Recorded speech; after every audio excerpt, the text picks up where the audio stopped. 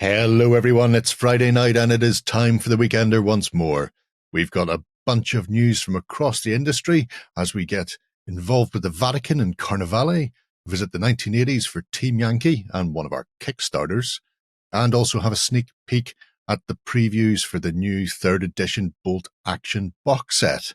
We also have a prize from store.ontabletop.com, a Gentleman's War for Bolt Action 2nd edition. If you want to get your army on the table ahead of the release of 3rd, then to be in with a chance to win, you need to be a subscriber to the channel on YouTube and pop a comment on the video there. Now sit back and relax because your weekend starts here.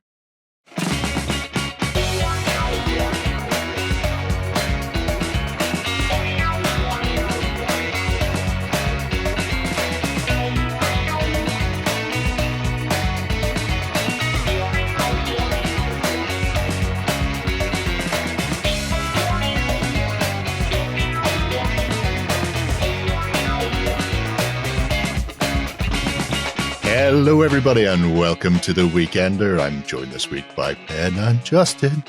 Hello. Hello. Another fancy-free, footless Weekender coming up. Oh yeah, jazz. Everybody's got past the 4th of July, which is either a fun time for all, or by the time you see this, people in the UK will be weeping into their cornflakes.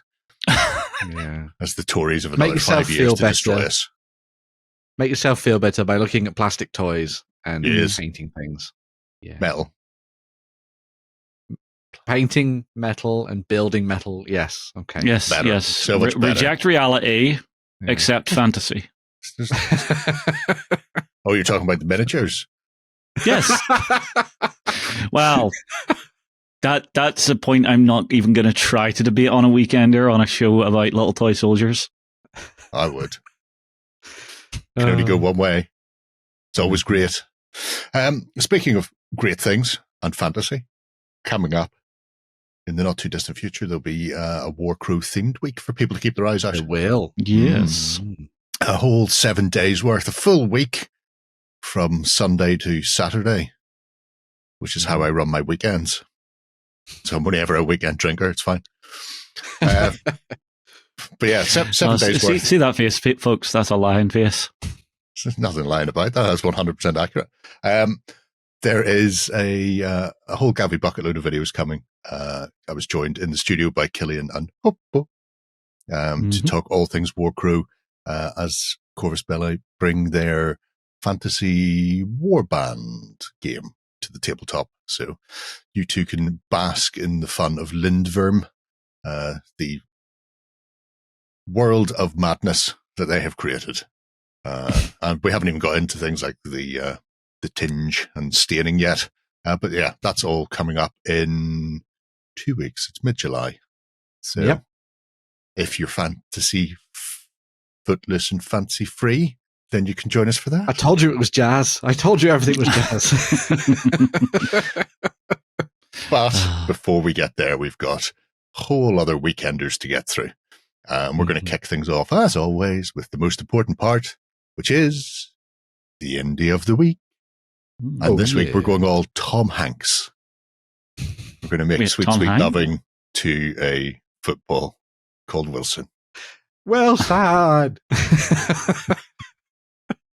So we're going to be checking out the harshest breakup in cinematic history. Castaway. Castaway Arts, which is Australian. Ooh. As the best Australian thing you'll ever hear. Castaways. Yeah. So yes. Where did you think I was going? Do you think it was Wilson Arts? No, I was going to say Castaway, Prisoners. What, you know. Oh, I thought you were going to tell me Tom Hanks was one of us. No, Tom Hanks is not one of us. Tom Hanks wastes his time with manual typewriters. Oh, he's the different type of nerd. Just the worst. Anyway, so it's a 28mm historic range. And before we get into it properly, I would just very briefly want to go to this page because somebody on the internet has done this, and forever will I love them. For this is a size comparison. And when people get historics, they always go, but it says it's 28 mil. But is it? Minifigs, we're looking at you. So right slap bang in the center, you can see Castaway is there. Boosh. And how it compares to the sort of the standard. So bigger than Foundry, which makes sense because Foundry are one of the smaller in the 28 mils. Looks like it would match up very well with Redoubt and Honorable Lead boiler suit, which means it's probably a little bit shorter than the Perrys, although they should match in with Eagles of Empire, which might be handy if they have a Franco-Prussian range. Who knows? I know, and they do. So because Jerry owns everything. So we'll pop right into the online store. The painting, actually, well, I'll throw out the painting guides because they are very simple painting guides. They are just old school. If you want to paint your biblical or your old kingdom, it's just a brief blurb on sort of standard colors you should be using. And it's up to you then to work out what a medium blue is from your collection. Is it actually a medium blue, or is it called some sort of terrible name? Like Bluey Orco Moonlight Shadow? Who knows? Anyway, painting guides, very basic. Online store, off we go, because this is the meat and or potatoes, and it's a big one, as you can see. Everything from Assyrians to Zulus and all points in between. Mostly focusing on biblical and colonial forces. Right. Okay. Although there are some in there that sort of stray beyond there. So you can do like your Boxer Rebellion or your Franco-Prussian War. Look, Franco-Prussian War. I am going to start off with some of the more fun things because everybody likes camels. Well, I like camels, and therefore that is the most important thing. So the Midnight Nomads, if you fancy doing a bit of the old biblical.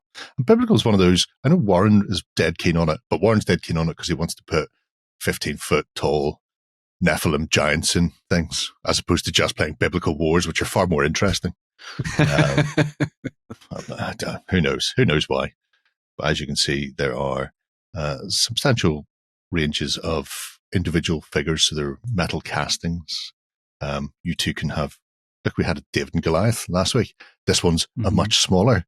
And I think if you put him up against the other Goliath, that would be a more dramatic representation. Yeah. He's cupping his stone there in his sling, including your little cavalry riders, or in this case, camelry. As we all know, I love my camels. So, there we go. Look at them. Majestic creatures. The boats of the desert, as they call them, Jam. Boats. That's just there to annoy one of our community members. Are you going to say that he's going to get the hump? Yo! Awesome. Bad, Ben. Bad. Oh, no, 100% go with that, Ben. 100%. Baggage and transport's also very good, because these are things that are handy for all sorts of games, not just your, obviously, massed combat games. Generally have baggage trains and stuff, and if you capture the baggage train of your opponent, then it's generally game over. But beyond that, actually getting your hands on nice little sort of laden asses to have in the background, and it's got short enough hair on it. You could paint that like a zebra if you wanted, which would be fancy. I've tamed a zebra. Yeah, if you're going to be playing like a fantasy game, why does your baggage train always have to be horses? It's very true. Yeah. Because there's an awful lot you can do with that. The Colonial Camel Ambulance is great. If you've never seen one of these. Colonial Camel Ambulance. Wow. So, what a concept. So you know how you would have a pannier on either side of like a bike or or an animal? Yeah. So they sit in little chairs either side, and then the stretcher goes from one side to the other. Yeah. Wow. Yeah. Well, that's one way of getting your wounded out of the desert, I suppose. So, yep. Yeah. I mean, it really makes me. I've got 1898's French Foreign Legion, and then I've got a load of plastics from Wargames Atlantic.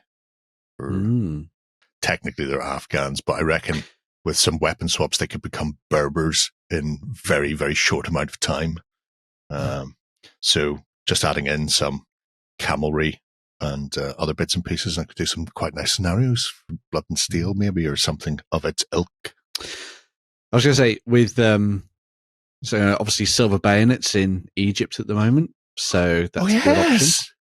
Yeah. Yes, it is. And also another one of McCullough's games, Rangers of Shadow Deep, has an entire storyline set in the desert as well. So you could use these for that. Very cool if you wanted to go down the slightly more horror fantasy range. You're on the wrong side of the river. Anyway, they're really nice. A friend of ours, Paul Beckus, who unfortunately passed away last year, did because he's Australian himself, he did a Australian World War II force for bolt action, and his objective markers were all camels and little oases. That's cool. Oasi. Yeah. So even things like that, which I would ordinarily have not thought of, but obviously with his Anzac force in the Western Desert, and then having all these very themed desert objectives was great. Anyway, so that's your little sort of baggage and transport. And then after that, we can just get into some of the meat and potatoes. So French Colonial is, as I was saying, the sort of one of the main two features is the colonial stuff. So you can have your Senegalese with their lovely little fezzes and big, massive knives. I was going to say something else there, but I can't. I like that the majority of the figures look to be, at least on the troop side of things anyway, look to be sort of one-piece metals. So you just kind of slap them on a base and away you go, really. One or two piece at most. Yeah. But, well, it makes life easier for them casting as well. If they're not having to cast umpteen pieces to make one model. Because then if you get a miscast, you've got to recast extra pieces that you don't want or need. And it's just the backside. Yeah. Mm-hmm. Really nice. Yeah. Well detailed as well. Very cool. Yeah. Oh, yes. They're like horses that you hate. They're not galloping, they're just standing there. Oh. We're not on parade here. Yeah, right. That one's moonwalking. In fact, if you get that one and flick back and forward between them very quickly. Like a miniature flip book, yeah. Just do his full force moonwalk. Yeah. Billie Jean was not his lover. Yeah. I'll stick with the colonial. We'll take a look at the Indian. Because obviously then... very nice. Yeah. The Sikhs are absolutely beautiful. Which means if you want to do things like the Indian Rebellion or the Mutiny, depending what side of the continent you happen to be on, you can do that. And the Sikhs, they were double hard bastards, which is the technical term. I think that one got smaller. How annoyed will Lloyd be if Lloyd was here? It got further away. It's trying to retreat from you buying it. That's the... the Bengal Lancers have always looked so cool. I love them. Yeah. There's some Gurkhas as well. He reminds me of Billy Fish. For the kids in the audience, that's another classic another callback reference. The Man Who Would Be King. Right. Okay. Sean Connery, Michael Caine. They had a little. Don't know if he was actually a Gurkha. I think he was, but they called him Billy Fish. He was their trailblazer up in the mountains. See, I'll never forget the story of a young fella broke into an old guy's house. Turns out the old guy was a Gurkha, and needless to say, that did not end well for him. Well, he got eggs. Yeah. Yep, it's the best way to do it. And then obviously alongside those, you can have your British colonial in a mixture of things. There's a nice officer. Glorious helmets. Pething all the way. Absolutely. Oy, oy. There's a drummer. So that must be... The Anglo-Zulu War was, I think, the last time they brought drummer boys, as in children, to a battle. Didn't go well. But it wasn't long after that the drummers themselves were finally sort of relegated. Yeah, 1859. This is a bit Realised maybe it Civil wasn't War. a good idea to bring young children to war. Oh, I don't think so. Made enough of them officers, though, but... Ensign your way up. It's good. You're Highlanders. Bagpiping away. Unfortunately, none of them are doing the Khyber Pass maneuver. We've all seen Carry On Up the Khyber. Of We all course. have. a quick So your flash. artillery officers and the like as well. And is it all infantry and cavalry, or is there anything else? Oh, there's depends on the range in question. So Okay. mostly infantry and cavalry. The artillery is kicking around elsewhere. I'll have a quick look at we'll have a look at the Northwest Frontier. So this is your Afghan. This is Right, okay. up in the Silk Road Okay. when the British got absolutely tanked. The kind of is it the kind of time period that Wargames Atlantic did their plastic Yeah. range for? Was it? Yes, Yeah. it was them. Yeah. Mm-hmm. So this was all tribal warfare. Mm. And was the first sort of, well, it wasn't the first clash, but it was the first time that geographic location became a sort of proxy for European and Russian powers all looking to claim it. Didn't really go well for any of those. Didn't go particularly well for the natives either, but they certainly had a lot more fun than the Europeans and Russians who went down there, who thought they'd have an easy walkover. And then got into the mountain areas and got pasted. In some ways, good. Yeah. Serves them right. 100%. Yeah. You Very nice sculpts as well. Really cool. Yeah. Lots of action poses, which is always nice to see. Good for skirmishy style games as well as as well as more massed combat. rank and file style ones. Yeah. You see there's a nice variation in the weaponry and outfitting, I suppose. Yeah. You've got your different hill tribes and the like, looking slightly different. Also good for pulpy stuff as well. Obviously talked about fantasy with some things, historical, but also pulpy adventures. Could fit these in quite nicely. So you want to have them running in like thuggies and stuff. Mm. Actually, I think we've got some Tuaregs and Arabs down the bottom that would do the job there as well.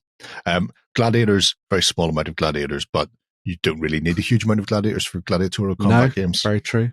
Yeah, I need a huge amount of gladiators because I want to do the Third Servile War, but that's something between me and Hudson. And at some point, he will crack and give me what I want. Hi, Hudson. Love you. Bring forth the gladiators. Yeah. Yeah. Very nice, though. Good stuff. Mm-hmm. Especially if you're, maybe playing Gangs of Rome at the moment. Want to throw in some gladiators that you've press ganged. Well, I mean, probably didn't need to press gang them, but they didn't have a choice. Yeah, but you two can come and join us. I own you. We'll give you some money. Yeah. Set them out on the streets and let them kick the ass of some mobsters or something. Very cool. Yeah. If I go down, there's our French Foreign Legion, and there's the Arabs and Berbers they'll be fighting against. Ooh. So again, these are the proper ones, your nomadic horsemen and camels, including people with those lovely Giselle rifles. They're hand-me-downs. Yes. I love those. Mm-hmm. Mix them in with the stuff from 1898, could you? Miniatures? Their stuff? Yeah. Oh, spot on for this. Yep. Exact same period. Get some. I mean, the selection of different miniatures is really good. I like this guy who's just about to absolutely spear somebody. I imagine they're on the ground and he's just going, bye. There's a little coup de grace for you, my son. Get out of my country. And then they all the age of man is over. Then they That's all what call most of the locals say in every war. That's them using a thumper to summon Shai Hulud, who will cleanse the world with its passing. Cannons? No, sandworm. Shai Hulud.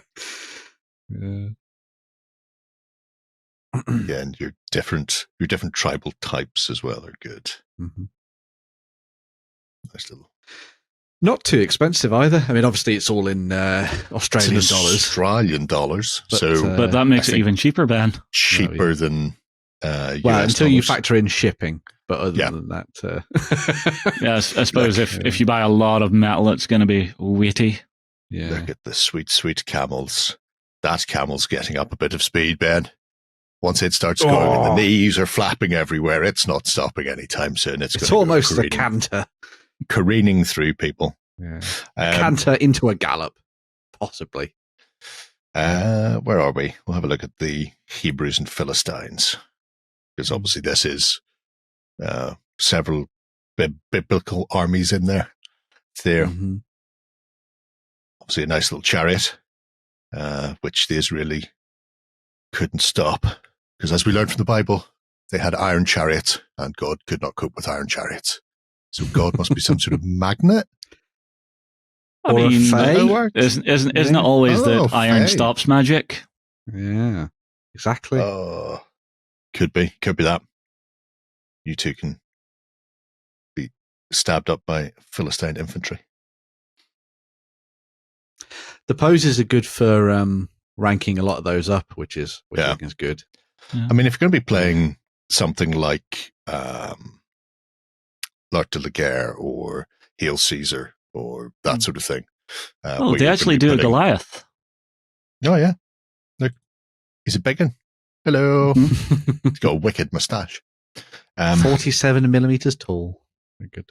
Huge. Yeah. Almost twice the size of a tiny person. But yeah, you're mostly going to be basing on sort of maybe 2x2 or 3x2 sort of mini bases for a lot of ancient games and that sort of thing. I mean, you could do them just on standard 20 mil squares and then rank them whatever way you want on movement trace. That's those, and then the Hebrews up against them. The Israelites. It's good. It's good times. I like the throwing javelin pose as well. That's a really nice one with it like proper. This one, the proper Havachi. Yes. Well, what else would you do if you see somebody coming careening towards you in an iron chariot? You wing your stick at them from a distance, and then you hope you don't get run over. That's what we do. Dynamism in your skirmishes. Always good to see. So they have, like I say, a substantial amount of stuff based mostly colonial and biblical. Mm-hmm. There is the Franco-Prussian War bits and pieces in there as well. So if you were watching the Eagles of Empire stuff a few weeks ago, there are alternatives in there. There's our Frenchies. Other thing I want to point out was they do rule sets. Oh, okay. All right. Now, we don't often talk about rules. These have mostly come via the medium of one man, occasionally with additional help. So Larry V. Brom. So Sword and Gall. Mm-hmm. Being a set of playable, entertaining, and enjoyable skirmish-level wargame rules. Now, you can recreate the excitement and savagery of the countless forays, skirmishes, and raids along the frontiers of Rome. Very nice. I love that. It's finally good to see somebody making an enjoyable skirmish game. All the other ones are. So. Or at the very least, promising an enjoyable one. Now, I will say, no longer with us, these are older rule sets, but they cover all of the periods in here and a few others. So you can get your 1700s swashbuckling adventures with the Sword in the Caribbean as well. Forays along the Spanish Main. I had a look for these. I can't find them online. I did find some reviews. Now, it's generally only like a handful of reviews, but all of his rule sets sit between sort of 7 and 9 out of 10 on Board Game Geek. So the people who have bought them in the main have enjoyed them. I think there was one that was sitting at 5, but only one review in for it. So I'd be fascinated to see how these go, because obviously they're going to be an older style of rule set, which may not be everybody's cup of tea, but then I don't care about everybody. but I am fascinated by rule sets, and I'm a voracious collector of them, because you never know what you're going to get in there. So very true. Yeah. Potentially, if people are looking at this going, "Oh, I fancy doing a bit of biblical, but I don't know where to get a rule set from, or what rule set to use, or whatever it happens to be," bugles, boots, and saddles. I think that is the Indian warfare. So potentially, because I know some guys, Elysium was looking for skirmish Wild West rules recently that would let them do various things up to sort of large Plains War stuff. So potentially these may have merit for people getting in and exploring new periods, and then also a different type of rule set from everybody down the club playing 150 games of bolt action a year or whatever it is. Try something different and see what's in there, because I do like rule sets, because you never know what you're going to find, especially in sort of little bespoke ones like that. And Larry was a Marine in Korea, so I'm curious as to if he has a Korean War or sort of a more modern set in there as well, or if he stuck solely to the older stuff. He's done about 20 rules before he passed away in 2015, so about 10 years ago. But he was obviously a voracious wargamer in that interim from leaving the Marines and settling in North Carolina. So yeah, that's very nice. Where I'm at with our Castaway indie. You can check them out. They're in Australia. And I know we have some Australian viewers who constantly complain about the price of everything shipping into the country. So in this case, look, there's one for you. You can buy it from down the road. Yeah, your quid's in on that doorstep. I mean, I imagine you can just nip down, because Australia's probably relatively small, and you can just. It's only a tiny island, isn't it? Yeah. Well, I mean, it's the world's smallest continent. Sure, I'm willing to believe that, because nobody tells me anything different. Right, I think it's time for some news. Coming to you from the center of Northwestern Europe. Covering board games, war games, card games, and all that you love. It's the news. Okay, then, we're kicking things off in the news, Ben, with some news from Wild Games about bolt action. Yes. So they've teased it over the last couple of months. There was the news from Alessio that he was working on a new set of rules for the 3rd edition of Bolt Action. And now pre-orders are available at this very moment from Warlord Games for their new starter set and the rulebook and everything else in between for you guys to dive into and snap up for yourself. So leading the way for the new edition is the brand spanking new Battle of the Bulge starter set. So if you're someone who's looked at starter sets in the past from Warlord Games for Bolt Action, it contains all the bits and pieces you need for getting started with a sort of small skirmishing force for both the Allies and the Axis. Inside this set, you're going to get the new plastic kits for both the Winter US and the Wilting. They are kind of, but the Winter Fallschirmjäger as well. So these are their brand new plastic kits that come in the winter garb, as you can see. So big brown coats for your US, stuck in their foxholes in the middle of a forest somewhere in the Ardennes. While you've also got the Fallschirmjäger rushing forward in their. I always love their winter stuff because it looks like they're wearing like big.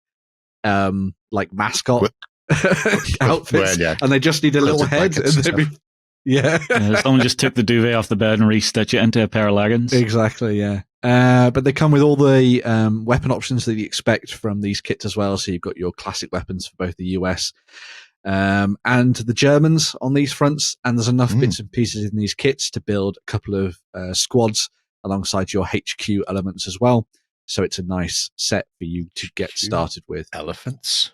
Yeah. In addition to the miniatures for the starter set, you'll also get things like there'll be an A5 rulebook in there, which will be the same rulebook but condensed for the new edition, alongside the classic Ruined Farmhouse. It's back again, like the Renegade Master. And there's also an M8 armored car in there too, which will be a plastic set. You can see it in the artwork on the front cover there, which is quite cool. Just in the background to helping to even the odds, I suppose, because the Fallschirmjäger are pretty deadly.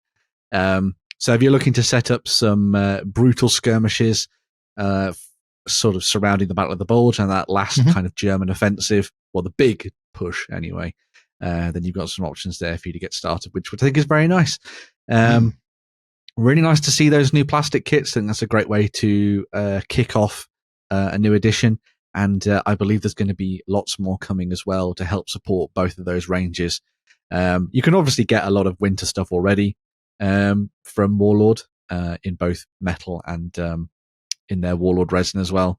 So if you're looking to supplement things ahead of time, you can always dive in and have a look at that for yourself, which I think is quite cool.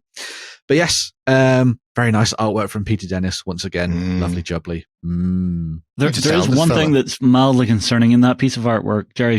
If you have a look just above this German's head, you see a grenade. That's a little bit close to be throwing grenades. We don't know where he's throwing it though. He's throwing it at that back guy. It could be going over them. Yeah. To cut off their line of retreat. Yeah. I mean, that German on the far left there, who's got his little grenade at the ready to throw at the armored car. I mean, he's hedging his bets. Oh yeah, I mean that's the you know what, the hell with you too. Yeah. I think it's best to do that now before that turret and pintle spin in his direction. Very true. Yeah. Well, at least it's up on top. He's got a shot at it. Yeah.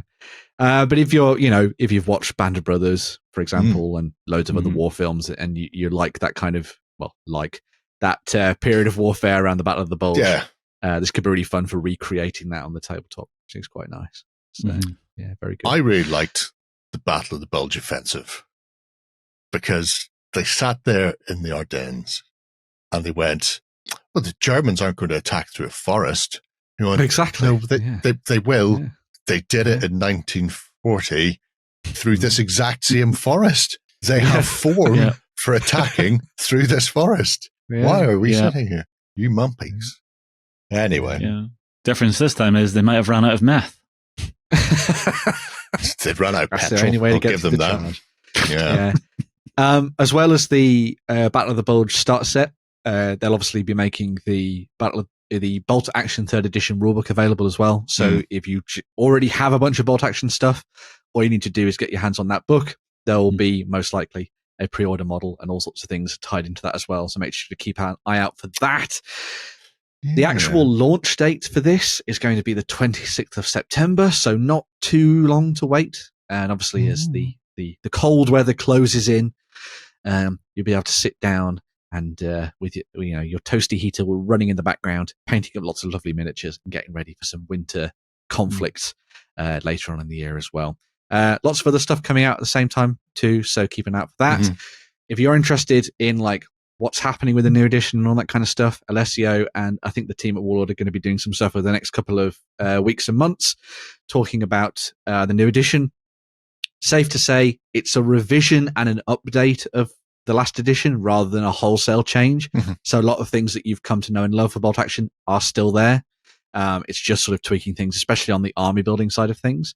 They've also already announced the first of the armies books, which is coming out, which is the German one, which is going to be coming out at the start of 2025.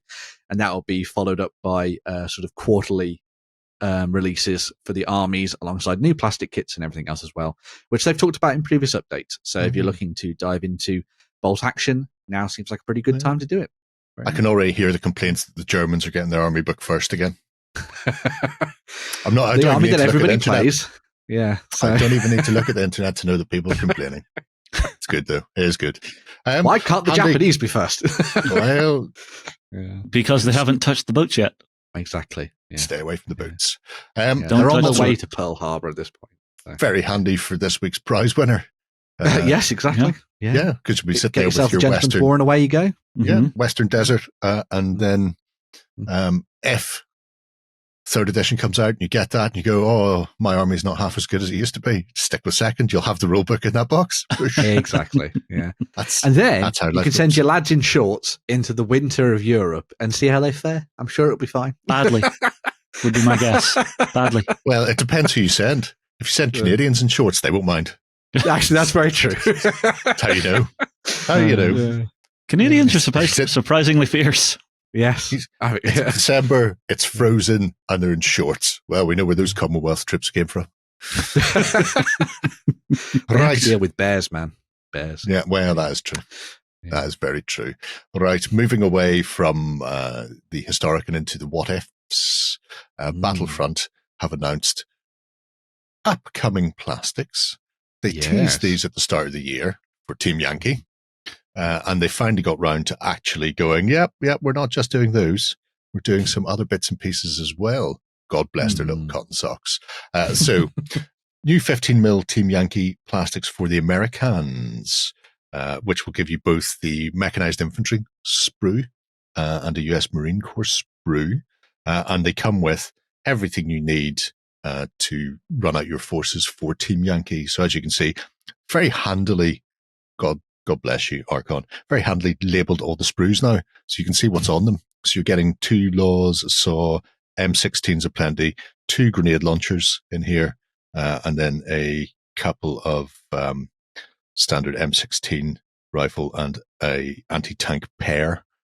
So you can make up your anti-tank bases, which is great. I'm not sure what that anti-tank weapon is they're using. Javelin, maybe? But could be a javelin. I went looking for what they had equipped in the 1980s, and the internet refused to tell me what they had in the 1980s. It kept telling me what they're using today. Going, I know they're using Swedish tech today. I don't need you to tell me that. What did they have?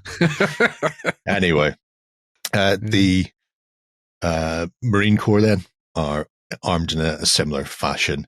Again, absolutely jam-packed, full of the standard weaponry of the time, including support weapons. So you have the big hog in there, the M60, alongside your standard M16 rifles, and again, laws and anti-tank, and even a mortar for reaching out and touching people when you need to, which is absolutely cracking. You can combine these sets as well if you want to make a sort of a full combined company with a couple of the US Marines alongside the sort of standard plastic mechanized infantry sprue as well, which is handy. So you can do rifle platoons and air mobile as well. But it's nice to see more in the way of plastic. I know their forays into the resin haven't been universally loved because it's very brittle. I've received several with the heads separate. Okay. The detail's great, but the fragility of it has been less than impressive. So actual hard plastics in styrene is always good. This is what kicked it all off. At Christmas time, JP and friends were going, we're doing this in 2024. Little did we know we'd have to wait till over midway through the year before we got to hear any more about it. But obviously the Russians' sprue is a bit more beefy and infantry heavy. There's an awful lot of support weapons on that. So many support weapons in there. But you know what? If you've got that many people that you can give a support weapon to and charge forward, why not? So, yes, if you're interested in getting a bit more of the Cold War gone hot for Team Yankee, then this will hopefully expand your forces substantially at a more reasonable price point, one would assume, for being hard plastics. So keep your eye out for those. There's more coming, and you'll be able to just tack in some of the ground forces, drop in a few helicopters as well, because they're always filth around the tabletop. And maybe you won't get absolutely obliterated by hinds. Maybe you will. Your Russian opponent will just take all the hinds. Just pray to RN Jesus. Slap you so hard. Although with the NATO book, you can always have a combined force. You have your flank protected by some NATO allies. Throw in some Scandinavians onto a flank and maybe bring some hordes of your own to bear and see how those things pan out for all concerned. But yeah, nice to see from Battlefront. Right. Going completely fictional and off to Venice. What are we looking at next? Yeah, I don't think this is entirely fictional. I mean, I'm fairly sure all this happened. They just kind of like covered it up. Yeah, covered it up from history. Just like the weapon profiles of US soldiers in the 80s. Yeah. Oh, you think it's like the Mandela effect? Yeah. I swear, just anybody at home, just go to Bing right now and type in 1980s US Marine Corps weapons, and it'll just give you a list of Bing's all the only today's. search engine worth using. Yeah.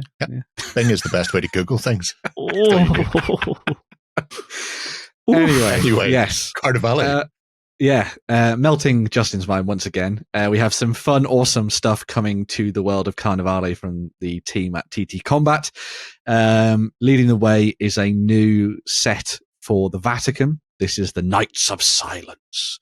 The Vatican like burning things anyway, and most of the enemies that they come up against when it comes to... them too. Yeah. Most of the stuff that they come up against in Carnevale, they tend to put to the torch. But the Knights of Silence are known for their acts of barbarism and brutality. And I'm fairly sure, even if you were, quote unquote, a good guy or just a regular civilian, they would probably find a way to torture and burn you until you told them what they wanted to hear, regardless of whether or not it's the truth. In the world of Carnevale, you might see something you shouldn't be seeing, at which point, they might come for you. Exactly, yeah. So leading the way is the fellow in the middle, the Knight of the Holy Sepulchre, who is your classic sort of crusading gentleman riding forth and picking out the next target. He is then flanked by the redemptionists, so your kind of cultists that you see at the back there, who are your sort of fervent fanatics that have been tasked with hunting out reprobates and dragging out the horrors so that you can burn them at the stake. You've also then got the sepulchral vanguard with the shield at the ready, so a slightly more defensive character, but no less brutal, ready to mace you up with that flaming brand, as you can see there. And then last but not least is the Celier Priest. I got it right eventually, which offers you a little bit of magical protection, maybe using the weapons of the enemy against them potentially, or just the word of God. But it's actually magic. There we go. Miracles. Yeah. Theoretically, it is magic because it's clerical magic. True, yeah. Very true. Yeah. It comes from a different source. So a really nice set there for those people looking to expand their Vatican forces. Obviously works as a warband, a troop in a box. So you can just pick this up and just dive in and start playing. But you could then just mix it in with the rest of the stuff for the Vatican and take things in a different direction, opening up new opportunities on the gaming table.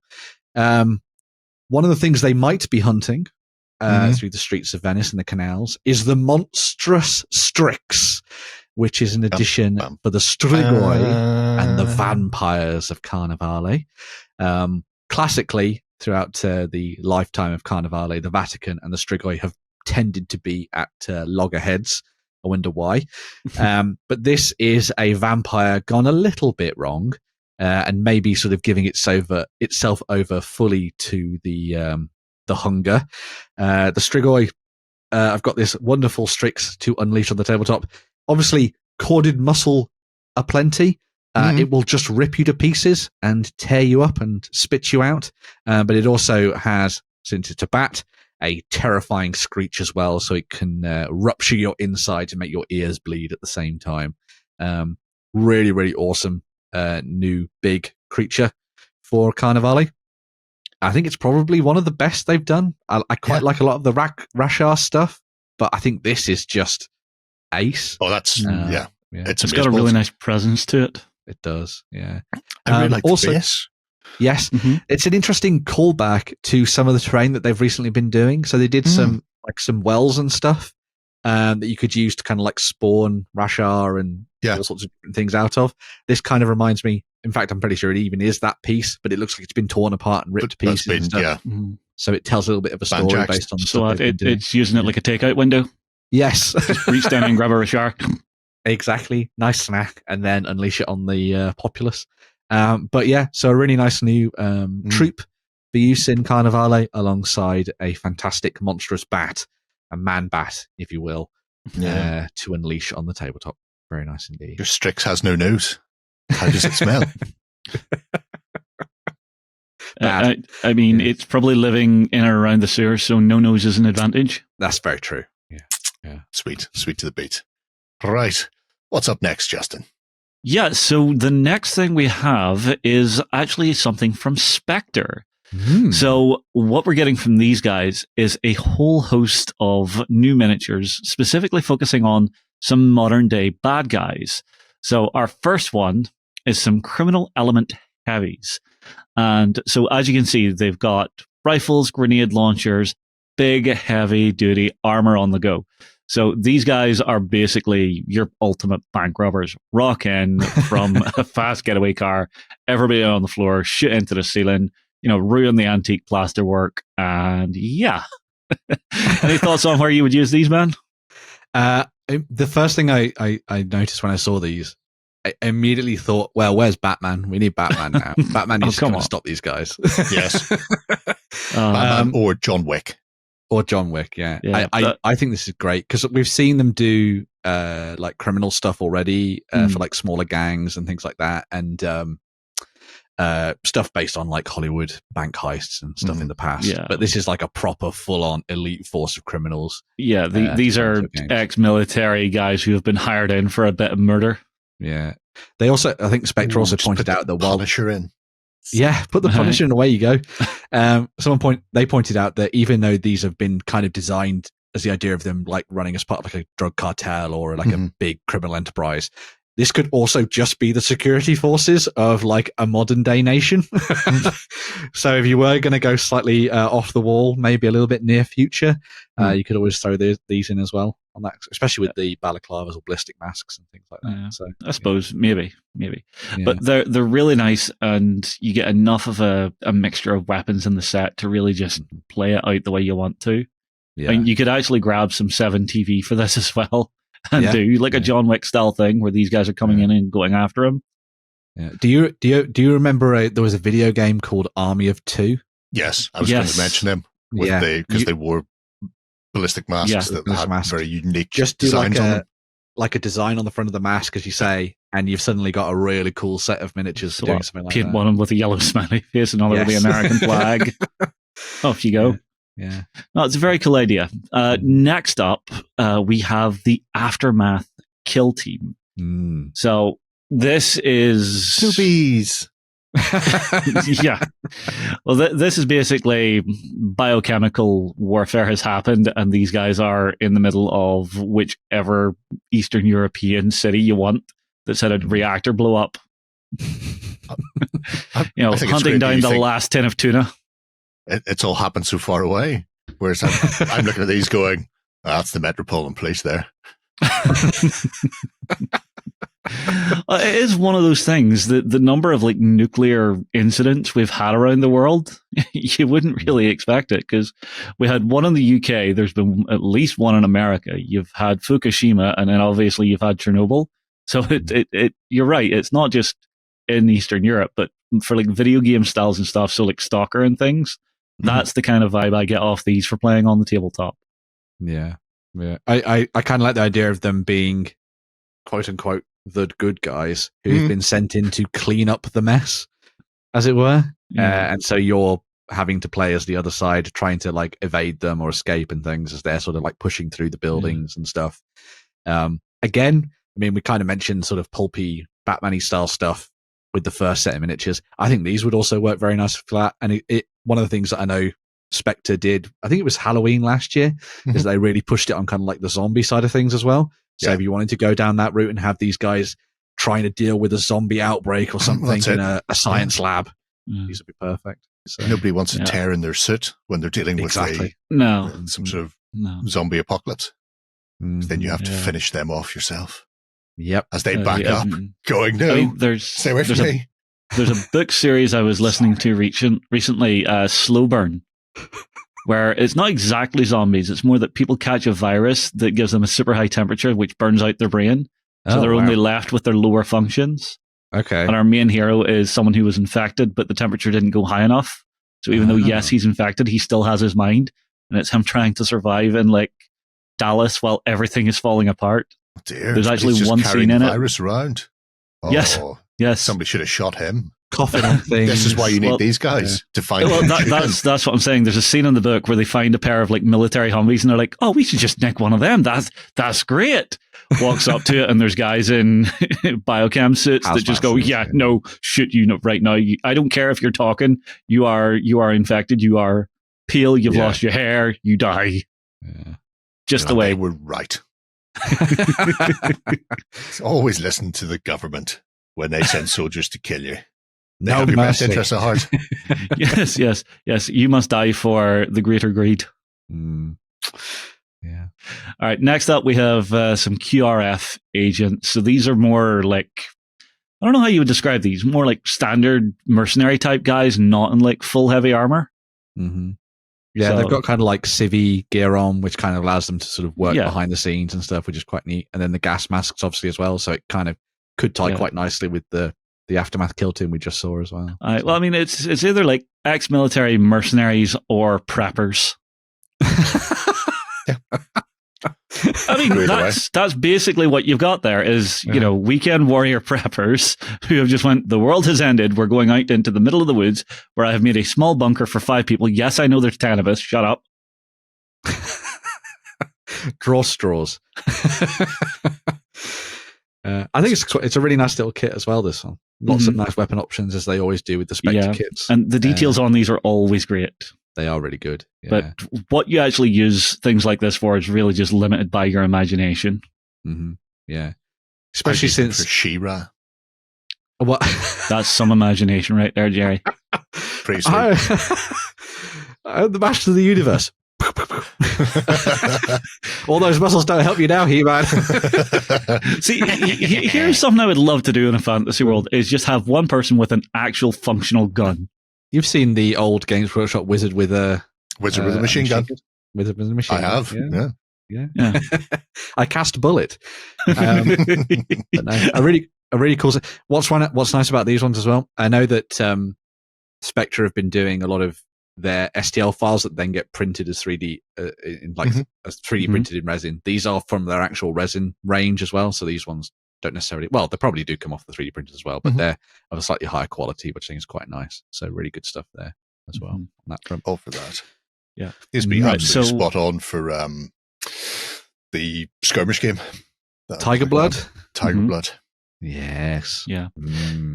Well, moving along from these, we actually finish up with some vehicles. So we have a T-55, so classic piece of Russian armor. And in all honesty, if you wanted to do like a Fallen America war game where the world has ended, you could very believably have one of these that someone has just got. Fine, it doesn't have ammunition, but you still have a tank. But again, great detail on it. I actually really love the paint job they did on this one. Just, it looks a bit beat down, a bit weathered. Yeah. It's been through the wars, and then it's ended up wherever it's ended up. Yeah. There's also a T-55 AMV, so you can see there's a bit of a difference. That looks like some reactive armor block on the front. Looks like being the looks like word. Oh, am I wrong? Okay. Well, as we've learned from Ukraine, it may look like reactive armor, but it's generally stuff full of cardboard. Oh, right. Because they've sold off the explosives behind it. Image is everything. Thirst is nothing. But no, being able to get some of these like more modern-ish vehicles that you can throw in. So if you're running like an insurgency force or something like that, you know, it is believable you could have one or two of these rolling around. Or even if you want to get something like the BMP-1, BMP-2 as well. These are like older vehicles that I think there are some out and about on the market.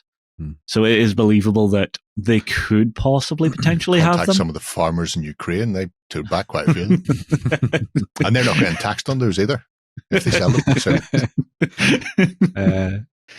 What I quite like about these kits is that obviously they've put them in so that you can use them if you want to, you know, play around with like maybe one or two of these in a game. Probably just one, I would imagine. But I also like that they can just be scenery and set dressing and terrain as well in your games. Like you don't have to actually use them as the vehicles themselves. You can just have them as, you know, cool ways to kind of set up the skirmish that you're diving into on the tabletop. Maybe like a tank sort of convoy has been ground to a halt, been attacked by, the enemy forces, and you've now got to go out and try and hunt them down and stuff like that. And that becomes your scenario, or maybe you've got to protect the tank crew or something from attack and stuff. So, but I mean, if you are playing a game where you're just playing with like 10 guys, it really is an oh shit moment whenever you see an armored vehicle. It's just like, how do we deal with that? It goes through a wall. Hello. It's just like, oh, hell no, I'm a dip. Yeah. But that's a good very start. Nice stuff there. The grenade launcher is always a good answer. Yeah. Cracking stuff from Spectre. Yeah. I've got one more link that isn't in the show notes. Thanks, Jerry. just to annoy everybody. But since it is obviously the day after the day of unchecked colonial aggression, and you were talking about the fact that STLs and miniatures are a thing, I thought I'd point out on the new release pages that you can pick up the Minuteman as both. I literally just saw this. Yeah, as both a figure and as an STL. So he is modern / near future, rocking an MRAM, I think. That is very much a get off my land pose. Oh, it's not get off my land, it's get off my neighbour's land. If he's not just sitting 3 kilometers, just the continent as a whole, probably sitting about 3 kilometers away, hollowing out pennies. But the fact that he's rocking the old school buckskin coat and the hat from the colonial era Minuteman look, he's just a cracking figure. That's really nice. Yeah. And I'm assuming this is a one-off because it is around they tend to be. Independence Day. So you may not have long to pick this up, which is why it's it's normally just the weekend, pretty much, for these special miniatures they do. So yeah. I mean, very cool miniature could be very fun to paint up. See how good I am to people at home. Yes, thank you. You're too kind, Jerry. I am. Far too kind. I keep telling people this. I give so much it hurts sometimes, and I think, can I give any more? No, I can't. That's enough. It's more than enough. I need some back. Right. Who's up next? The next one actually has me quite excited. So we're looking down the barrel of a new edition of D&D. So in that, we're going to be seeing new players' handbooks coming out, which has an absolute ton of stuff. I'm going to have to go to the notes for this one just so I get everything right. So inside our player's handbook, we're going to be seeing 12 classes, 48 subclasses, 10 species, 16 backgrounds, 75 feats, and a partridge in a pear tree. A magical partridge in a magical pear tree. Yeah, and as you can see here, you've got the regular cover, and then you've got like a limited edition one. I love the look of the limited edition one. It's such a nice change to the art style. It is. But nice. no, this has me excited because me and the guys are playing more and more D&D, and I mean, even tonight, as this one's going out, we're actually going to be playing a session where we have completely randomized our characters. Oh, wow. We're allowed to choose basically nothing. Why would you be allowed to choose anything? Sort of a GM have you got that lets you choose things? No, I'm saying dice for everything. Yes. Well, I mean, what I've ended up with is a level 16 barbarian who is named Boofing You. Boofing You. Love it. Boofing You. But on top of that, randomize your level, or did he just start? Yes, we did. Level?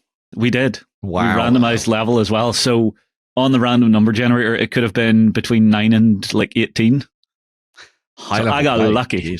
Yeah, I got very lucky, and then I worked through the creation of it with the GM, and I've created a barbarian that, whenever he rages, basically transforms and becomes like 19 foot tall. Does a 20-foot leap to go after someone and has a 15-foot reach. Wow. So this is going to be hilarious. Yeah. Right, so on top of our player's handbook, we're also getting a new Dungeon Master's Guide. Oh, what's Jerry brought up now? Are you secretly playing World of Warcraft in the background? No, I'm seeing the Dungeon Master's Guide. Are you not? No, I saw World of Warcraft for a second. I was like, oh, wow, Jerry's really into this show. Yeah, so that's just my desktop. Right. Well, for our Dungeon Master's Guide, it's now going to be set in Greyhawk and Eastern Aurillac.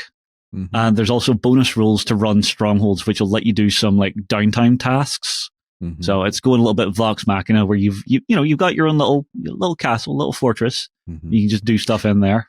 It's one of the things that I was quite good to see. I mean, obviously they've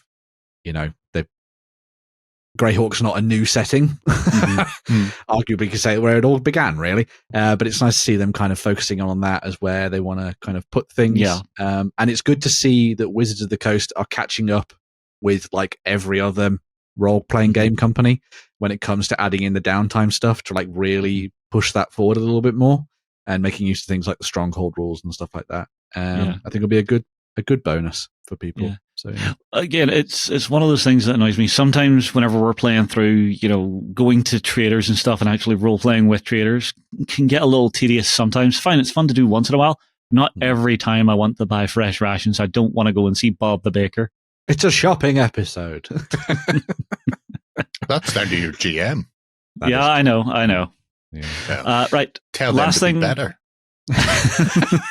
Last thing we're also getting is a new huge monster manual, which is going to have more than 500 monsters inside of it, and 75 of those specifically are going to be designed for high level play. So that's going to be really interesting. And I'm going to say this now to any new GMs: be careful of picking those. Don't go for a TPK. Now, we're also not expecting any major rule changes to the system. This feels like more of a clean up and tweaking things to make things a bit more streamlined. So all of your 5th edition stuff is still going to work with this, which is also important. Any thoughts for yourself, Ben? I think it's a good way for them to kind of update things. It feels a little bit more like 3.5, but obviously 5.5 in this case, rather than it being a wholesale shift mechanically and stuff. Obviously, it was always going to be D20 based and that kind of thing. And I know that a lot of the time they've talked about this not necessarily being D&D 6th. They've just called it 1 D&D now, which I think is a strange marketing phrase to use, but there we go. But it's obviously a nice update for a lot of people. Mm-hmm. It's kind of a shame that the books are staggered, because we're getting the Player's Handbook in September, followed by the Dungeon Master's Guide in November, and then the Monsters Manual's not until February next year. So I'm kind of hoping that the Player's Handbook comes with a decent suite of monsters in there anyway. However, obviously, because the 5th edition stuff is still effectively valid because it uses all the same core mechanics anyway, I assume people will probably just use the monsters that they've already got access to and things like that going forward. As someone who's currently playing 5th edition, probably not going to upgrade and buy the new books.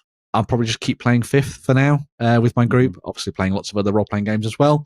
But it's nice that they're kind of packing these books out with even more stuff for people. So you're going to have lots of things to play around with, and a good sandbox worth of Dungeons and Dragons goodness for use on the tabletop. So, I mean, this also gives the guys at Wizards of the Coast a chance to look at their layouts and maybe streamline the process for things like creating characters or how you pick your monsters for your encounters. Yeah, I know they've done a lot of work in some of the updates and stuff to make it so that setting up encounters is a lot easier and stuff. I know that character progression has been made a little bit more rewarding as well. They've talked about a bunch of classes, including things like barbarians and rangers and stuff, and how some of the time it was slightly unsatisfying, but they've kind of gone back and reworked a lot of that stuff. I'll be very interested to see what they've done with paladins, because paladins are at least at level 1, maybe level 2, basically just feel like a fighter who feels a bit special. It's only until you get to level 3 where you actually get a little bit more of your powers and stuff. And start walking down your path, that it becomes a little bit more exciting. So we'll see what they do with it. But I don't know. I'm okay with being a bit basic at the start, so that you are just there to be the beat stick. Yeah. Yes. Yes. Being basic is fine. Kind of, I guess. But anyway, yeah. I hope people at home haven't forgot how they decided to try and screw over every independent creator, though. Yes, I'm hoping that isn't the case. Yeah. So yes, approach D&D with caution. If you're already playing the game, cool, whatever. But make sure to remember that there are lots of very, very, very, very good role-playing games out there that are niche by individual creators and everything else in between. That are some really, really stuff. Awesome. So which I have some of them behind me on these walls. So yeah, because this is, like you say, it's a tidy up. They're taking their time with the book releases. I have a sneaking suspicion if you're playing digitally, like they want you to, that you'll probably get access to some of those books earlier than the printed version. Maybe. Or you can still get them from D&D Beyond and stuff like that. Yeah. So, so this is another gentle, you want everything for D&D 1? You can wait over the next 4 months or so and we'll get you it. But if you come over here, where you can pay 20 quid for a Sparkle Pony as well, at the same time, and everybody can look at your Sparkle Pony. Because I think that's one of the reasons why they're introducing things like the Strongholds and stuff, because it's baked into the digital realm. And they care more about that than they do about people around a table with dice. So I think that's probably going to be how they sort of angle things going forward. Possibly. Just pushing people in that direction.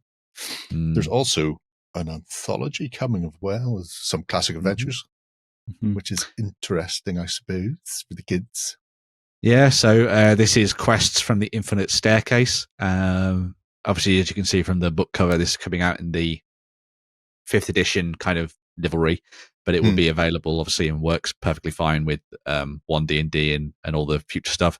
Basically, what they've done is they've gone through and put together a collection of the biggest and most fun adventures they can think of throughout the entire run of D&D, effectively, and put it all into one book. So if you're interested in picking that up and maybe using some of those to play through some different adventures, maybe some that you've heard about on the grapevine from years past, then that could be an option for you to dive in and choose. So yeah, lots of stuff coming out of D&D over the next while. If you don't like D&D, or you want to play something that's kind of like D&D but different, play Dragonbane. Dragonbane's amazing. Dragonbane's really cool, and you can play a duck. So why not? You can play a duck. Yeah. I don't know. Paranoia is still one of my favorites. What was that? Sorry, Jerry? Have you started painting your duck yet? I haven't started painting my duck. He's still in the box, unfortunately, Jerry. Sorry. But as is the wolf. Oh, he's lovely. Yes. He is nice. They're cracking. Love them. There's a campaign coming out for that soon. I pre-ordered mine. Yeah. Anyway. Did you just pre-order everything, Jerry? No. Only the stuff I want. Right. We have one more bit of Jerry news. problem. Yeah, 100%. You should see what's coming from Kickstarter this year. I've just been getting shipping notifications over the past month going, this is coming, and this is coming, and this is coming. And going, right. We have a bit of Whamster to finish off the news. Yep. So last couple of weeks have been pre-orders for the new edition of Warhammer Age of Sigmar. Last week we were talking about the launch box that everyone could pick up, including from us at store.ontabletop.com. We still have a few left as of recording. Still have a few left, yeah. If you are already somebody who has plenty of stuff for Warhammer Age of Sigmar and pardon me, you want to dive in and just get yourself the books and the rules and everything like that, they're going to be made available this week, this weekend. You'll be able to get yourself the core book alongside an alternative limited edition core book as well, which comes with that nice slipcase so you can have it. So the guy has his helmet on and his helmet off. You choose. You can make fun of it at the table. Look, it's on and off. It's like one of those ladies on the old pens that you turned upside down. But not lewd. No. God. Didn't see that one coming from you, Ben. As well as the core books, you'll also be able to get your hands on the General's Handbook for 2024-2025. So if you're looking to play pitched battles and sort of tournaments and things like that, this is the book you're going to need. Lovely ring bind, always good for sitting flat on the tabletop. Yum, yum, yum. Very good. If you are somebody who's already bought the launch box, everything that I'm about to talk about is already available in that, so you don't need to buy these things separately. But if you're somebody, as I say, who didn't want to get your hands on a whole bunch of Stormcast and Skaven and you just wanted to start playing the game, you've got these options as well. There's also the dice sets too, which are repackaged from previous ones, but focused around particular Grand Alliances. For anyone who wants to play the Spearhead game mode, the Fire and Jade stuff that was available part of the launch box is also available separately. If you go back one tab, Jerry, you'll see that. Sorry. One before that one. There we go. So yeah, it gives you just everything you need to start playing Spearhead just out of the box. Remember that all of the Spearhead rules and the core rules that you need to play Spearhead will be entirely free as PDFs. So you won't need to buy anything. And if you already have the Spearhead armies based on previous Vanguard boxes, just pick this up and start playing, or just work out the dimensions of everything and just play on whatever you've got. Pretty much. It's a way to go. Obviously, you don't have things like the card packs and stuff. Which would be very, very handy. That's a bit of a poor looking box. Well, it's just the basic stuff that you need to start playing, really. Hopefully it's not going to come in at too much of a cost. Fingers crossed. It is Workshop, though. Yeah. Talking of rules as well, though, Games Workshop announced their strange timeline for releasing rules, because why not just put it out on one day? That would be simple, but never mind. The core rules and all of the faction pack rules are going to be available throughout the course of next week. So on Monday, you're going to get your key rules and everything else. You need to start playing just your basic games as well as your battle profiles. So that's kind of things like points and stuff. Tuesday will be all of the Order faction packs. Wednesday will be Chaos faction packs. Thursday will be Death faction packs. And then Friday will be Destruction. So if you're somebody who plays Orcs, you've got to wait all week before you know what your things do. Or just go and watch all the people on YouTube who are probably talking about this right now. I mean, are they trying to do like a themed week? Well, probably, yeah. I think somebody somewhere has panicked that their servers might fall over if they upload too much stuff at once. At least it means somebody's thought of it. That's true. God bless. And then, as you can see, Monday will be Regiments of Renown, so it's stuff that was available towards the end of third and things like that, alongside Legends and everything else as well. So if you're looking for rules, next week is going to be the time to get it. This will also come at the end. Well, at the end of all that will come the updated app that you'll be able to use. Now, for anyone who already has the Age of Sigmar app, it's going away, not going to be useful anymore. Obviously, you can still use it for playing your games, but all the rules won't be usable. Stop saying that word. The new app, lies. The new app will come with, will be linked to your Warhammer Plus profile, which will give you access to things. So if you do have Warhammer Plus or whatever, you'll be able to access the app and everything in there and be able to build multiple army lists and stuff. If you don't have Warhammer Plus, you'll only be able to build one army list, and that's it, and just browse things. Well, although they are doing like a 2-week period where you'll just be able to try it out and see what you think of it. Hopefully it's good. The old app was great. I really liked it. It was so simple, easy to use. This new one's going to be crap, probably. But there we go. Oh, well.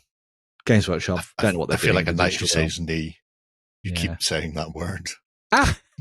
Suffice it to say, it is the one word we cannot hear. Right. But you can see Jerry's soul twitch every time you say it. It's just like... I should also point out, for those people who want to get their hands on physical faction packs, they will be available once the new edition has launched. Obviously, as with anything that Games Workshop do at the launch of a new edition, this is an index of all the new things. So it's all great and shiny and new. But as soon as they bring out a battle tome, all those things could be void. So just bear that in mind. If you're going to buy anything physically, you don't have to unless you really, really want to. Make sure to sort of like keep rules that in subject mind. To change. Rules are definitely subject. Citation needed. Yeah, brace for day one patch. For example, if you're playing Stormcast or Skaven, I would warrant that your battle tomes will be coming sooner rather than later. So maybe just rely on the PDFs and use those for the moment. Yes. You could just bring them up on your phone and away you go. So yeah, very cool. Important. I'm enjoying the new set anyway. I've been painting some miniatures. You'll see those maybe on Sunday. There we go.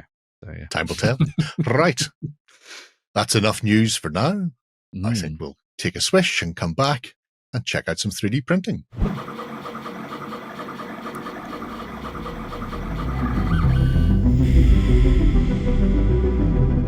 Okay then, Ben, we're looking at some 3D printing, and it's Ill-Gotten Games. Yes. Ooh. Now this will be an interesting one. Yeah. So a little while back now, I think maybe a year ago, something like that, we looked at Ill-Gotten Games for their role-playing stuff and their fun little games that they've been doing, like was it Pocket Tactics and things?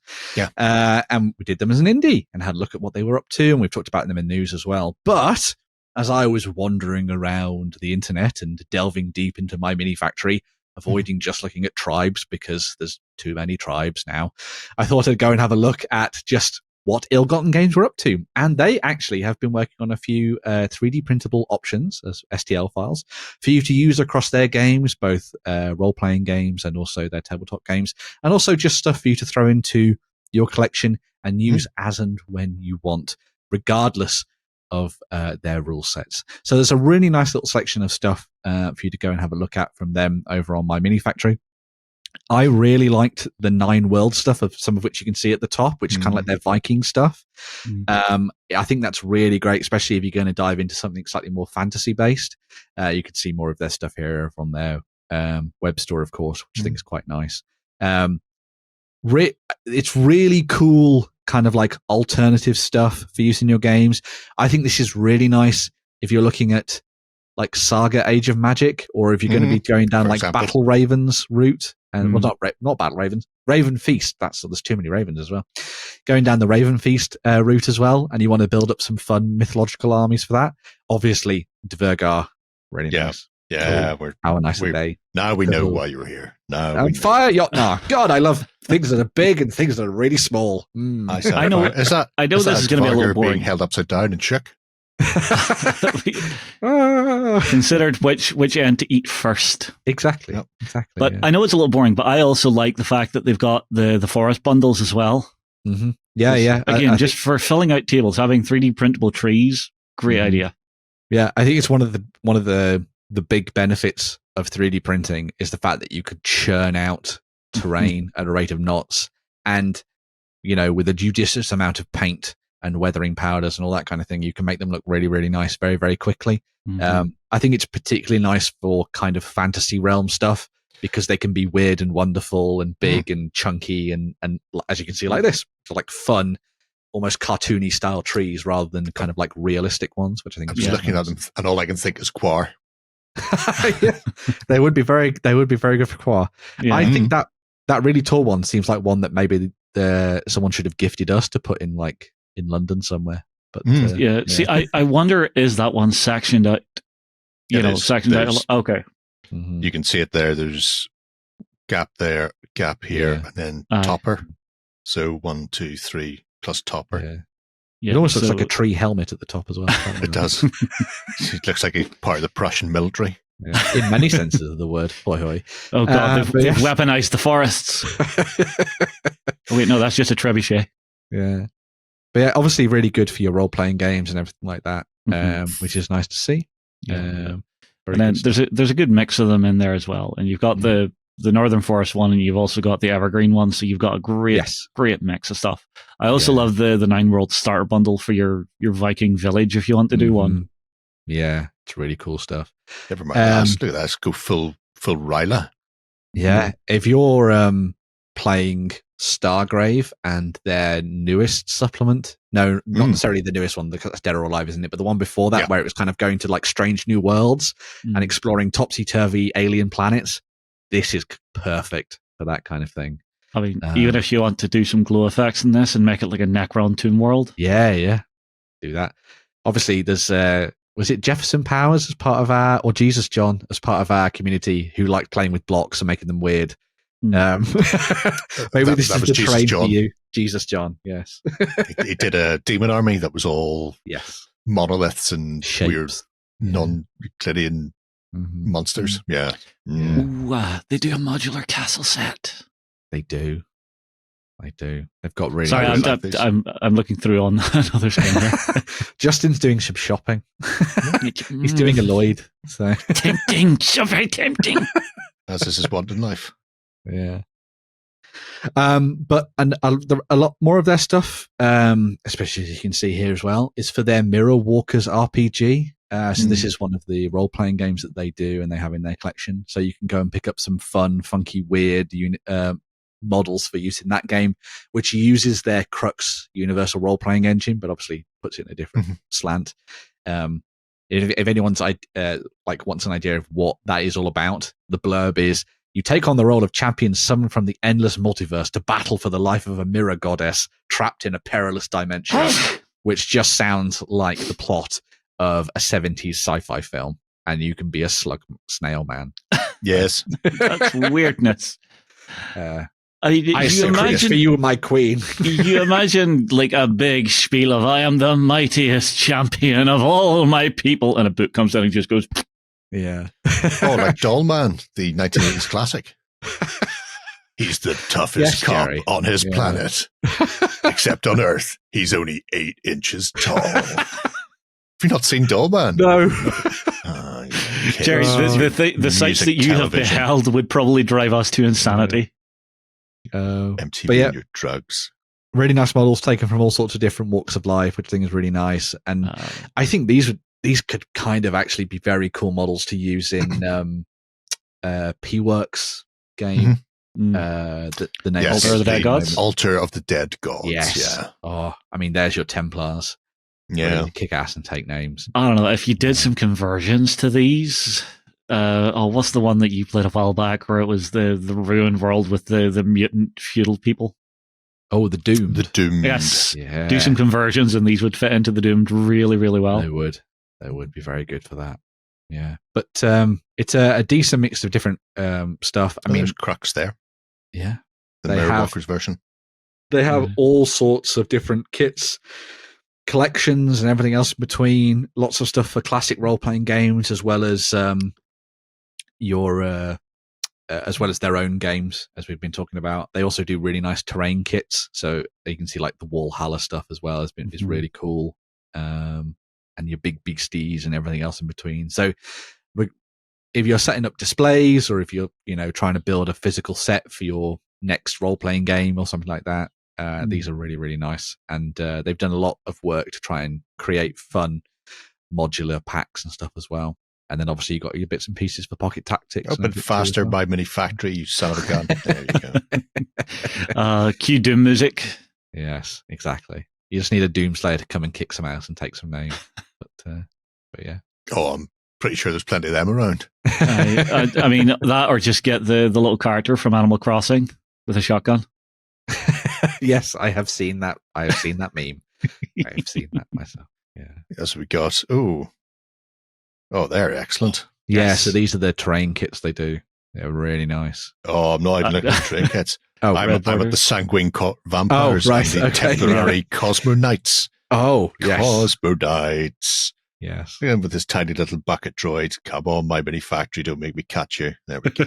Again, classic 70s, early 80s sci-fi show with with like shaky backgrounds. This is the future of Lord Binhead. Yes.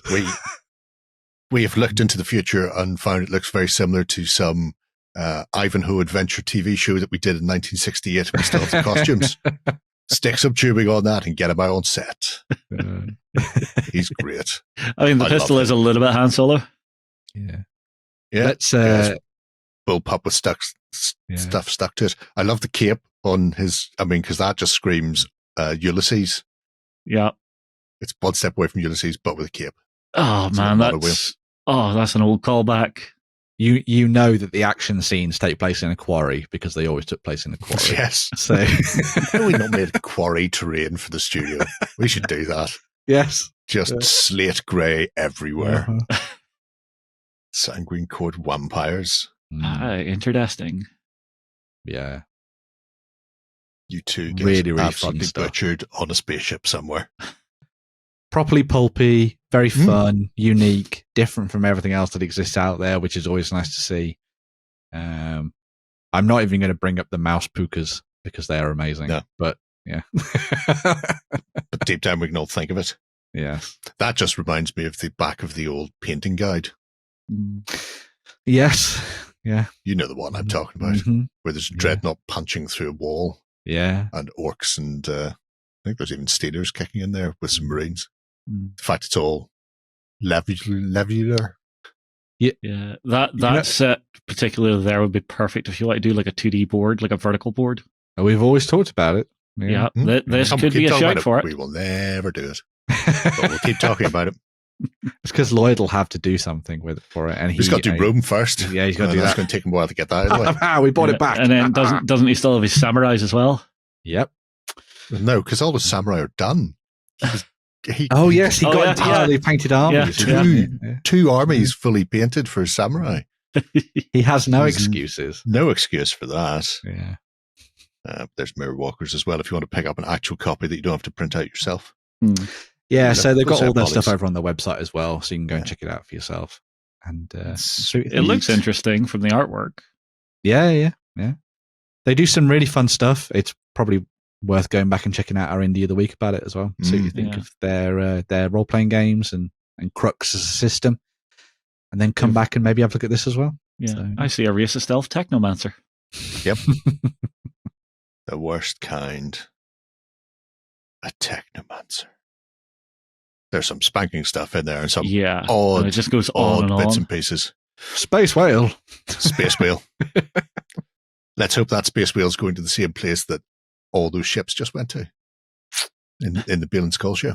Yeah. Spoilers for the Bale and Skull show. It did. That's just how those things go. Yeah. Cracking stuff. Ill-gotten games. Lovely. Not games. You'll find both stills and real things on their website. Right. We have a couple of Kickstarters to round out the show. And the first thing we're going to do is also very 7TV adjacent. It is. Yeah.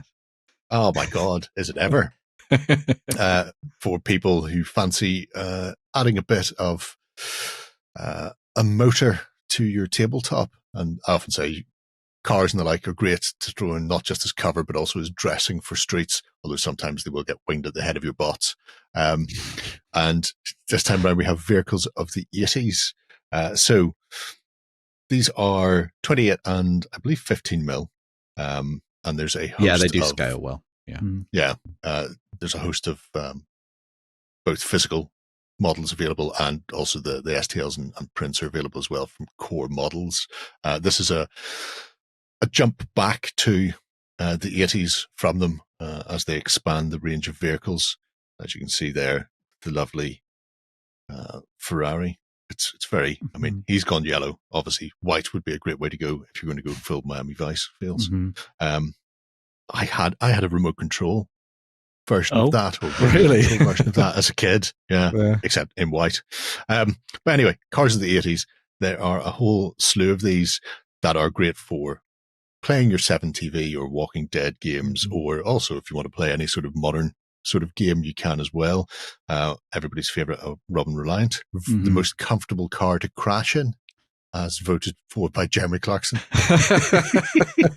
Every time you turn over, you could just go asleep. It's just so nice. It's like being cradled into your bed. But apart from that, they also have standard vans. They have the big Lambo, and they've also got a host of additional things. So, should say speed and power there, but power and style, fair enough. So there are, Rovers coming. There are Fords. There's also a DeLorean. Because where we're going, we don't need roads, which is always handy. And they've been pushing through to unlock a host of additional cars as well. You can see they also have plans for things like the Robin Reliant with the roof rack, the Lambo, the Austrian Allegro, can't wait to see that, the Austrian Allegro Viden Pas, the Quattro, transporter vans, Stewart pickups, the Spinner.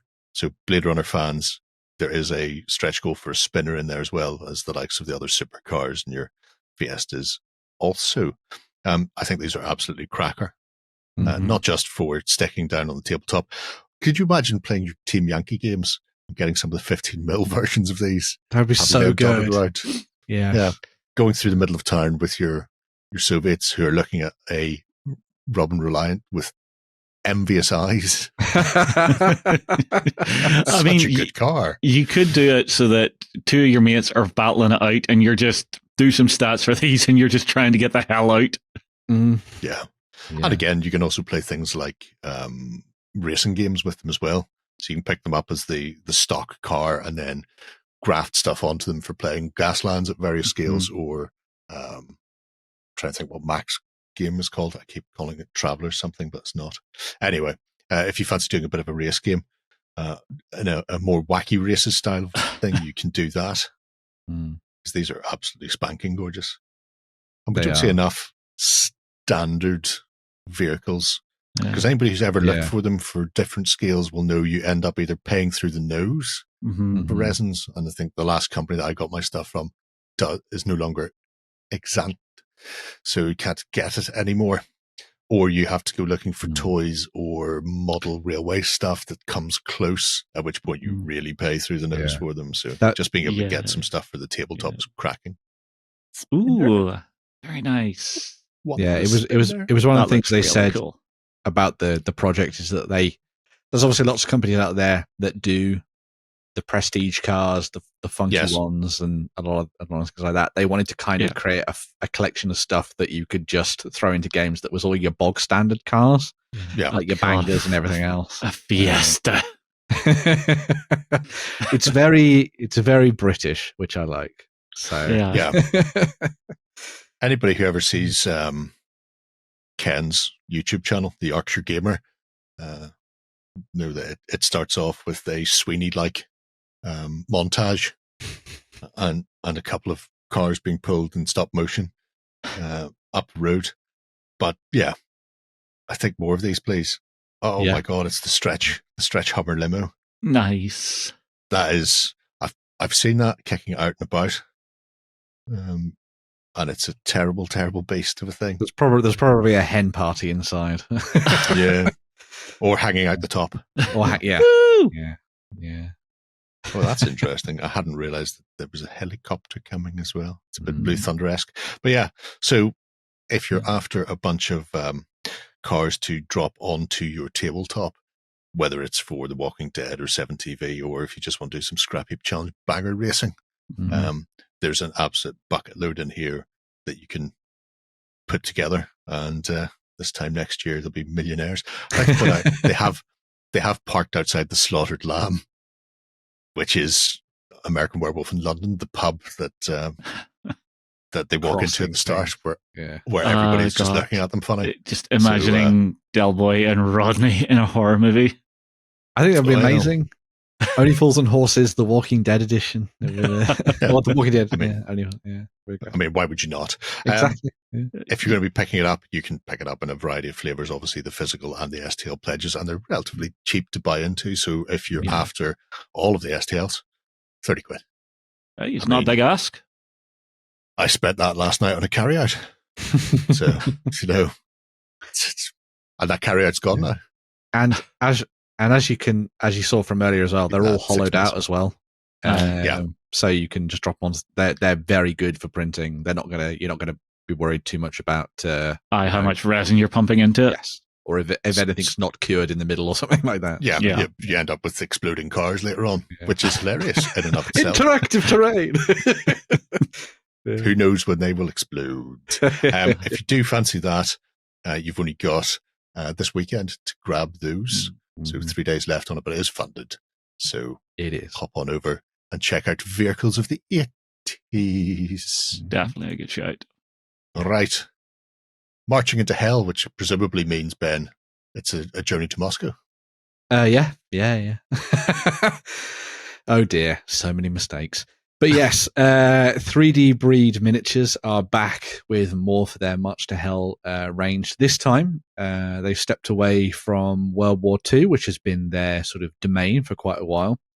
And they're now instead exploring the Napoleonic period and the Napoleonic Wars. So they are working on a range of 15mm miniatures that cover the various nations that would have been fighting between 1805 and 1812. Obviously, at the core of this will be the likes of the French and the British, and the different sets will contain all the infantry, cavalry, command figures, and artillery that you'll need for building up your armies on the tabletop. Now, all of these have their distinctly 3D breed style to them. So while you might look a lot of stuff in 15mm or smaller or larger, and they tend to have slightly more, I suppose you'd say, true proportions. These are slightly more heroic in their design. So you get slightly bigger heads and stuff like that, just to kind of emphasize the details a little bit more. You can see it in some of the finished painted examples here. I don't think they look massively out of whack with other stuff that's out there anyway. No. I think the robustness of the miniature is key because, like I said earlier, at smaller scale, you lend yourself open to breakages that you're not going to want to have to repair. 15 or smaller. And they still, as you say, they're distinctive enough then that you can really pick out the details, whether it happens to be British Line Infantry or French Voltigeurs or whatever it happens to be. And is it just a miniature range or is there rules too? It's just a miniatures range. There's plenty of rules out there online for you to dive into and play around with. So, they've just come from the viewpoint of just pick these up, build your armies, and then use them in whichever game you feel like using effectively. Sure. Yeah, there's free samples as well. So if you want to see whether or not you like what they have on offer, you can go and download those and give them a test. A lot of the stuff comes both supported and unsupported, especially for, well, as you can see there, for both infantry and cavalry and the like as well. A few bits and pieces don't come supported, but that's few and far between. And obviously you can just play around with it as you see fit. They've also got tips and tricks in there for what kind of stuff you might want to use when it comes to your printers. But they have been doing gangbusters on this. The campaign is already funded. Pretty much all of the, I think, in fact, all of the French and the British stuff, including iconic characters like Napoleon and stuff, and Arthur Wellesley Wellington, have all been funded for you to build up your armies. But they've also started to reach into the likes of the Prussians, the Austrians, and there's also Russians as well. So if you're looking to build up your larger armies and start to throw in allies or even just entire armies based on those different nations, you have the option to do so. There's still quite a few days left on this campaign, and I don't see it stopping anytime soon. So as things start to grow, I'm sure they'll dive in and start unlocking these. Also, because this is 3D Breed, they tend to do huge campaigns and then come back and fill in the blanks. So if something isn't completed as part of this campaign and you really, really wanted some Russians, I'm fairly sure that when you come back in maybe a couple of months' time, they will have those for you at a later date. But I'm a really big fan of the 3D Breed stuff. I think they've done a superb range of World War II miniatures. Yeah. I think they're sublime. And they're really, really good for those people who want to kind of dive into the period without it being necessarily like really realistic or like button countery and on rivets and stuff like that. If you want to dive in and just have some fun in the period, I think they are a very, very good company for supplying that. And it's nice to see that for the Napoleonic side of things.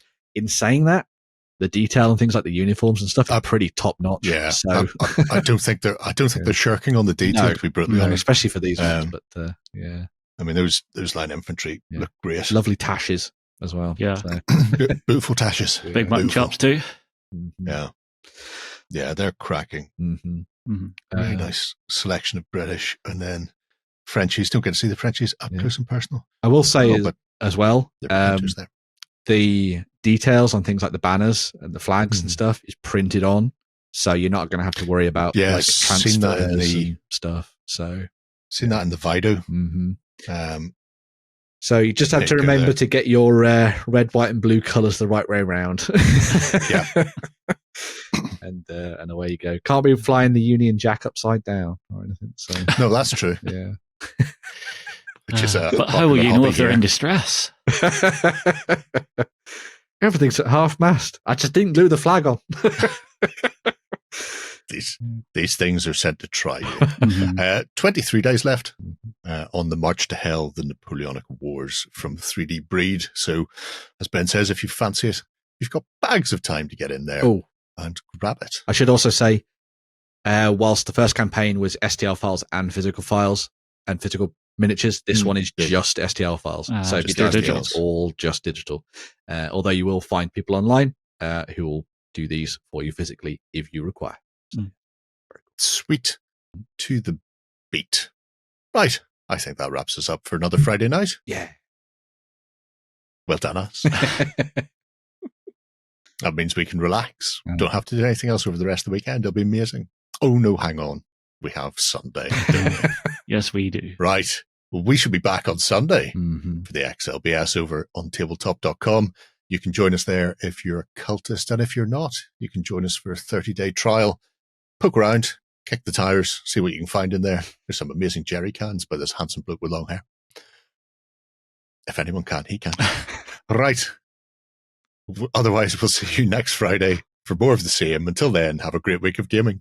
Bye-bye. Go ahead and check out our other content on screen now. And while you're at it, why not hit subscribe and remember to ding our dong. Go on, you know you want to click it. Go on.